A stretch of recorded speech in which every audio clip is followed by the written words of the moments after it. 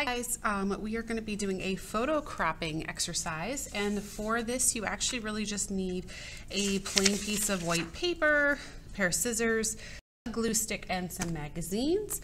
I am actually going to be providing you with some pre-printed frames. However, you can totally use just a blank piece of paper and draw your own frame, but I am providing a printed out piece as well as a background gallery picture, which I'll show you later, but those are extra things you don't absolutely need. So we're going to be doing some work on cropping.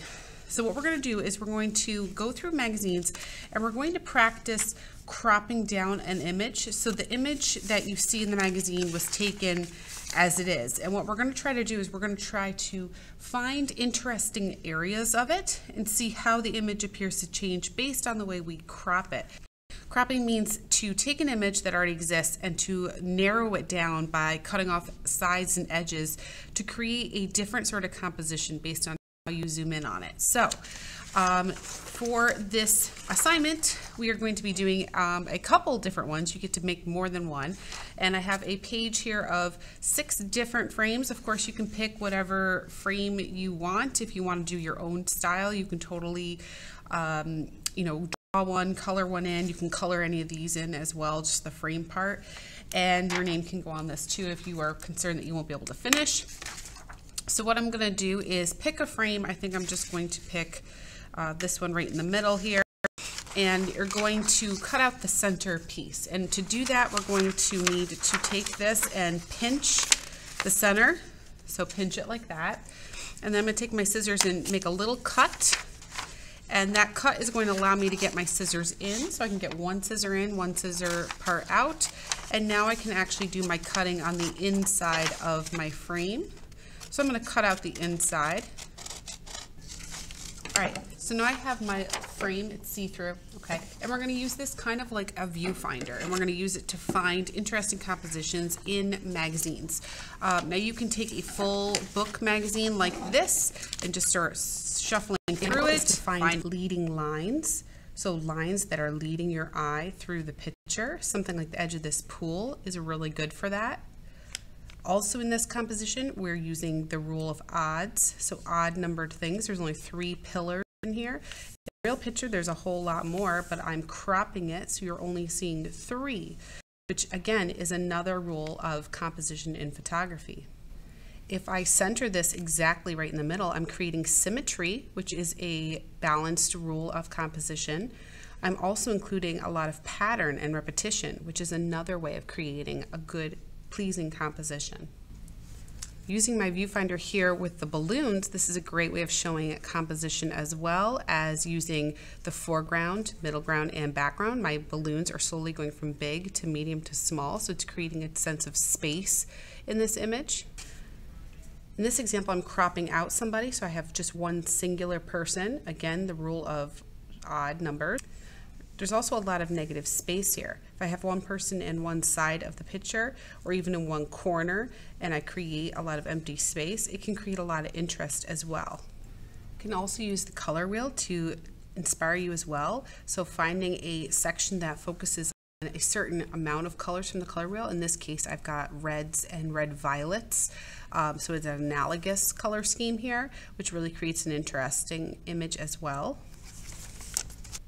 Another idea is to try to just keep it simple. So cropping out a lot of distracting things and focusing on just a really simple central object.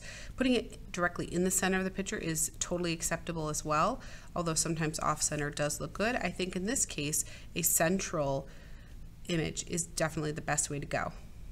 You also don't have to use the magazine in exact format it is. Just because this picture is vertical doesn't mean my frame needs to be vertical around it. I might want to tilt my frame around it, and then when it gets displayed in my final gallery space, it's going to have a really interesting sense of diagonals. Diagonals is a really interesting thing to add in your composition to create interest as well. So I can kind of create a whole new feel for it just by actually turning the image when I put it in the frame as well. Now if you decide, okay, I really like something over here, I think that's really interesting, I'm going to then take this, I'm going to tear the page out completely, and you're going to then take your paper, flip it over, get your glue stick, and you're going to put glue on the outside edges of the frame. I'm using a purple Elmer's glue stick so you can see where I'm putting it. And I'm doing it this way so that I can get the gluing job done a little bit easier. And I'm going to decide where it is that I wanted to put this arrangement. Once I have it set, I'm going to press on all four sides to make sure it's really nicely secured on there. And finally, I'm going to take my scissors and I'm going to now cut out my little frame, the entirety of the frame. And again, if I wanted to add some colors to the frame, I could do that before or after I cut it out. It doesn't really matter, but I'm going to cut it out kind of neatly and carefully. And I have one little piece of artwork completed. You can just sort of peel off the old one. It shouldn't be totally stuck. And I can continue to use this for other things. Now, something like this could be reused for other people if you're in the classroom. What I would recommend is just taking these extra scraps, snapping them off, throw this part away, and then put this back in the bin of the scrap magazine so other people could use it maybe for this assignment or for something else. So I'm going to go through these and I'm going to try to select some different scenes using the compositional things that I just went over. I'm going to keep those things in mind as I'm making my selections, and I might talk through some of my decisions, but ultimately I'll show you how they all came together at the end.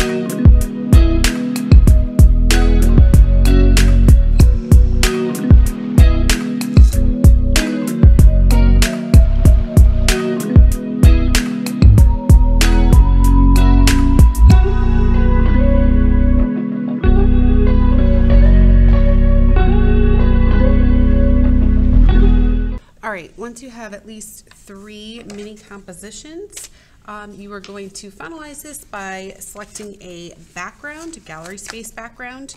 Again, you could draw this or you could print something out, but I have a few different free gallery images that I just searched online for. If you were to choose the one with the frame already in it, you would want to make sure that you have something that fits nicely into that frame, you know, kind of replace it, like have something that goes right on top of it.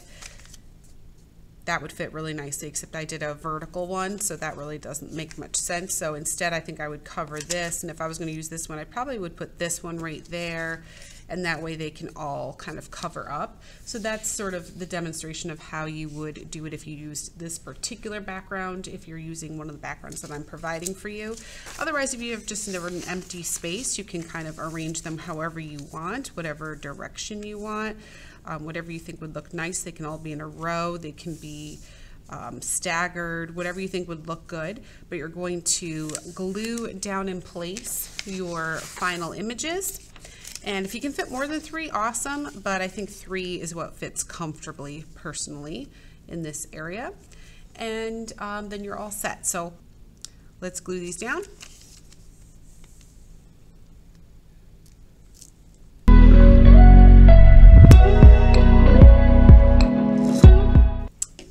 Okay, once you have your frames glued down, if you didn't color the frame part, you can do that now if you'd like to.